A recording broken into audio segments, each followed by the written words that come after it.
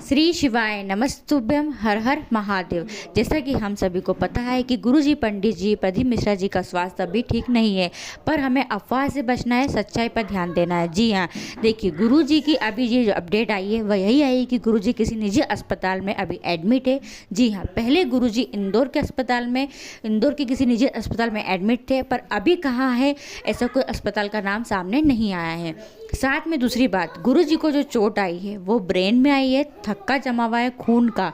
जी हाँ, ऊपरी चोट नहीं है, और हम सभी को पता है जो ऊपरी चोट होती है वो जल्दी ठीक हो जाती है, पर जो अंदरूनी चोट होती है वो जल्दी ठीक नहीं होती है। इसलिए गुरुजी को अभी डॉक्टरों की नज़र में रखा गया है ताकि वो चोट जल्दी ठीक हो जाए। जैसा कि आपने देखा है और सुना भी है कि गुरुजी ने कुछ स्वयं नीमच की कथा में आकर अपने ही शब्दों में कहा है कि गुरुजी ने अभी ऐसा नहीं क्लियर किया है कि वो साल भर तक कथा नहीं करेंगे, ऐसा गुरुजी ने नहीं कहा है। गुरुजी ने कहा है कि अभी हमने नीमच के साथ साथ आने वाली जो कथा है, आगामी कथा है, जो बिलासपुर हालेकोसा छत्तीसगढ़ में कथा है, उन्हें कैंसिल किया गया है, क्योंकि ब्रेन में चोट आई है तो 2 या 3 महीने तो लगते ही लगते हैं। पर अगर महादेव चाहेंगे तो गुरुजी 1 महीने में ही ठीक हो जाएंगे। जी हाँ, तो गुरुजी जो है, गुरुजी ने ऐसा क्लियर नहीं किया है कि वो साल भर कथा नहीं करेंगे।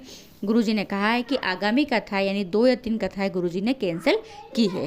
साथ में गुरुजी ने ये क्लियर कहा है कि जो नीमच की कथा है वो जरूर कैंसिल हो गई है साल भर के लिए, क्योंकि जो नीमच में कथा होगी वो कथा अब होगी साल भर बाद, यानी कि जो कथा साल भर बाद यानी 2025 में होगी, वो कथा खुद स्वयं गुरुजी विठ्ठल सेवा समिति, जी हाँ गुरुजी को समिति है, वह समिति ही उसका आयोजन करेगी। क्योंकि गुरुजी ने कहा था कि जिनने आयोजक है जो उनका बहुत नुकसान हो गया है, पंडाल में कथा का पूरा सेटअप जम चुका था तो बहुत नुकसान हो गया है, तो इसलिए अब जो कथा होगी वह स्वयं गुरुजी ही आयोजन करेंगे। और हाँ, अभी तक ऐसी कोई अपडेट नहीं आई कि गुरुजी को किसने मारा है। जी हाँ, ऐसा क्लियर नहीं हुआ, क्योंकि होली का पर्व था। जी हाँ, 29 मार्च का दिन था, होली का पर्व था, बहुत भीड़ थी, बहुत लोग आए थे।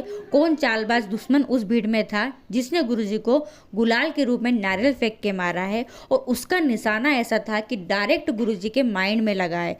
जी हाँ, कोई सिंपल से नारियल फेंक के मारता तो नारियल नीचे गिर जाता, पर ऐसा कैसे हुआ कि नारियल फेंक के मारा और ऐसा निशाना बनाया कि वो डायरेक्ट गुरुजी के ब्रेन में ही लगा है। जी हाँ, ये सोचने वाली बात है।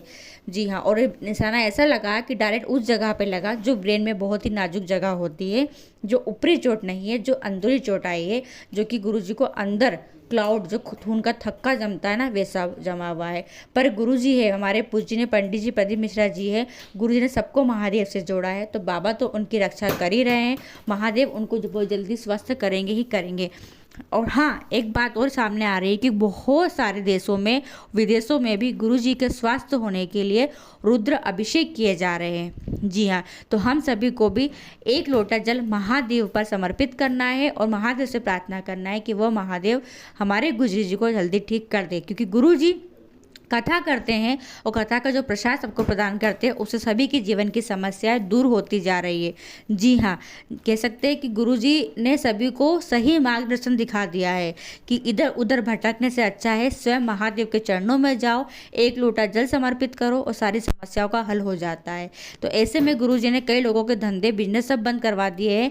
बस अब सब लोग महादेव के चरणों में जाते हैं और सबकी सारी मनोकामनाएं पूर्ण होती जा रही है, सबकी सरकारी नौकरी लगती जा रही है, सबकी निरोगी काया होती जा रही है। और गुरुजी ने एक बात और कही थी कि मैं सभी से कहता हूँ, पहला सुख निरोगी काया, तो मेरा जब स्वास्थ्य ठीक हो जाएगा तो मैं स्वयं कथा करने अवश्य आऊँगा ही आऊँगा।